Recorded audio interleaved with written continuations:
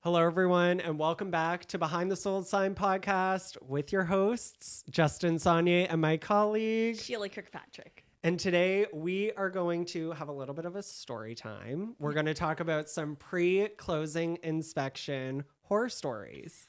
And not that they happen often, thankfully, knock on wood. Typically, pre-closing inspections are pretty good. Are fun. However, sometimes we do walk into situations that we wish weren't taking place. Yeah. But that's life. And we have to deal with those issues. Our job is to problem solve. Absolutely. So that last impression, we don't want to be a negative one. And we're going to do what we can to find solutions to the problems. Yep, totally. Yeah. So what would you say was a pre-closing inspection that took place that kind of didn't go as planned and you had to problem solve, like you just said? Okay. That's actually really kind of easy and fresh for me. It would have been our last heavy rainfall that we had. So we had, I think about 2 days of really bad rain, and we were closing on a property, and we went down to the basement, and we could see just the slightest bit of moisture on the floor.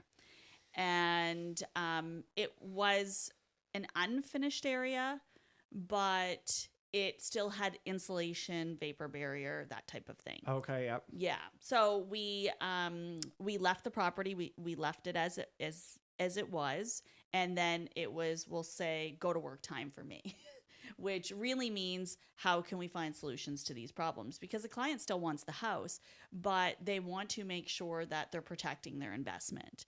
And what I was able to do was reach out to the inspector.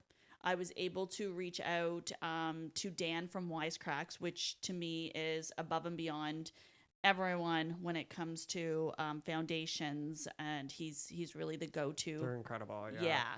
So reached out to him, reached out to the inspector, got the inspector's opinion. We were able to cut through there, look and find.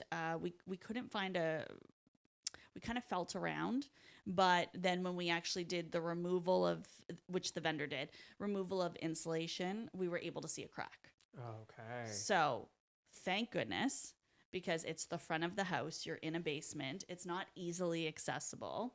But the best case scenario there is a crack, because cracks are easily managed. Dan was able to get me a quote within minutes. And we were able to go back, renegotiate that, have the clients be able to have that paid for. And Dan came in and did it the next week. Yeah. So that is a prime example of taking a problem and solving it, and especially quickly. Now, did that Wisecracks come with a 10-year warranty, or was it a lifetime warranty? Yeah, they're lifetime warranties. Yeah, that's awesome. And transferable with a fee. So again, I think they're a great company to work with.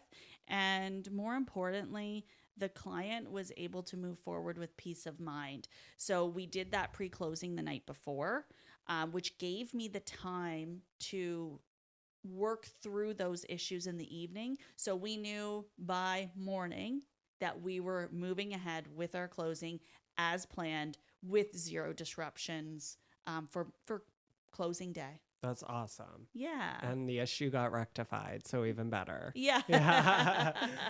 No, again, and I was going to ask if you did have an inspection. And because a lot of people ask, well, did you get an inspection? Did somebody look it over? Even if they do, a lot of times there are things that aren't always going to be evident during the inspection. Yeah. So and you just, what's behind a wall, you can't see. Right. Yeah, no, yeah. Exactly.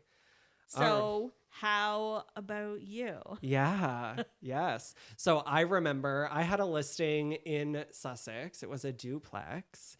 And this was an occupied unit. Well, both units were occupied.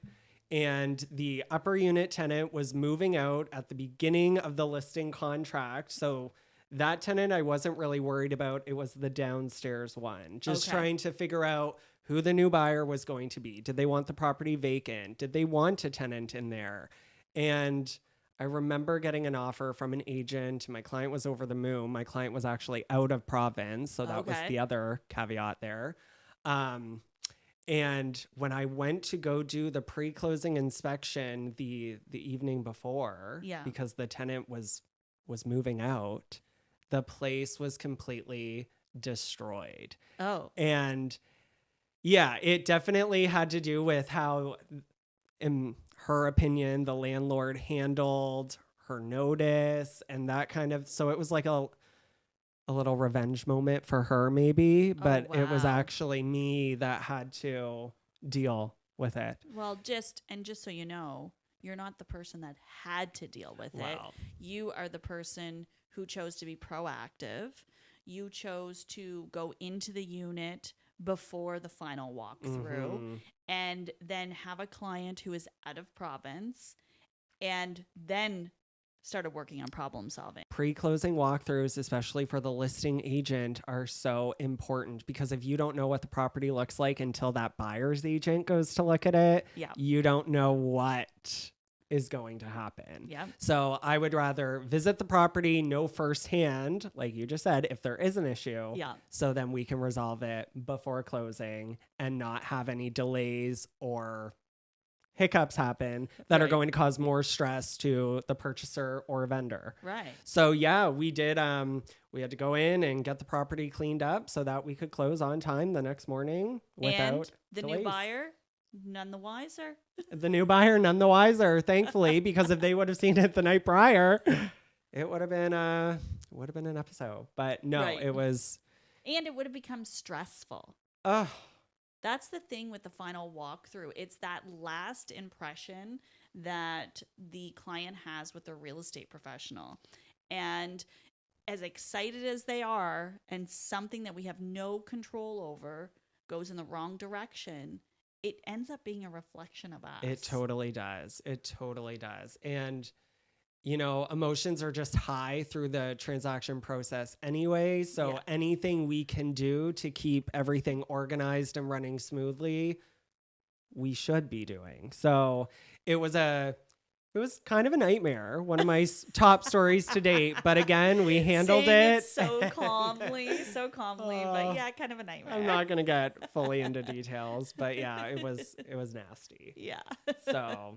So those are our two stories for today. Yeah. And stressing the importance of a thorough pre-closing walkthrough, whether you are working with the buyer or even the seller, just again, to do your job thoroughly and try to make it so both parties can have a good, seamless transition. And when you can, number one tip, when you can do that final walkthrough the night before, do it. Because if there's any issues, it's going to give you at least 12 hours of extra time to find a solution to the problem. Absolutely. Yeah. So there you have it.